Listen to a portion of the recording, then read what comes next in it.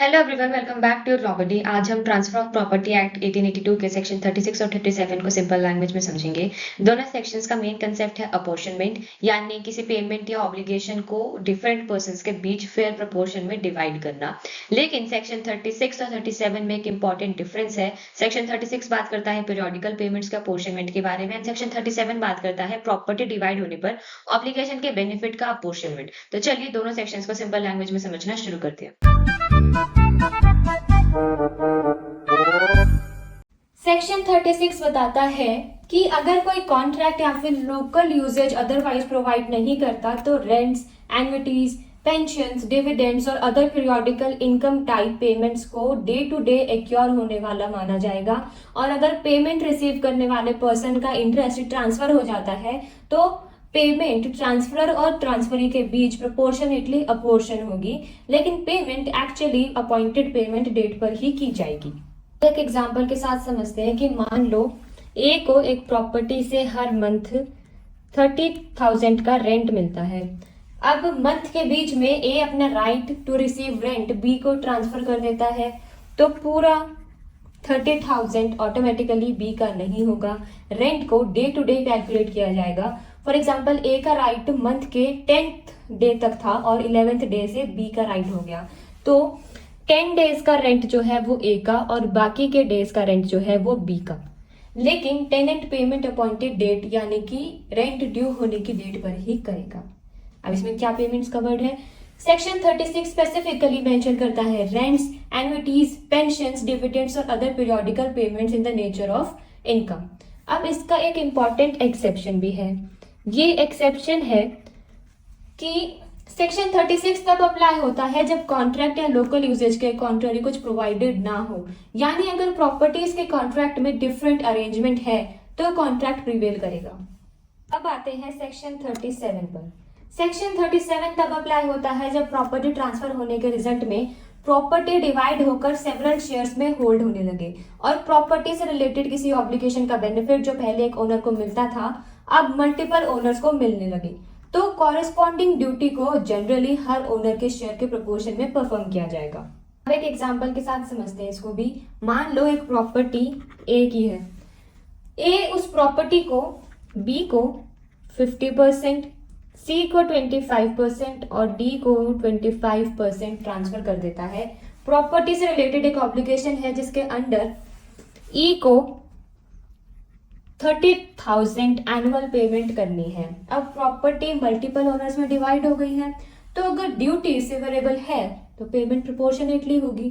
B को मिलेगा 15,000, सी को मिलेगा 7,500 एंड डी को भी 7,500, यानी पेमेंट ओनरशिप शेयर के प्रोपोर्शन में डिवाइड होगी।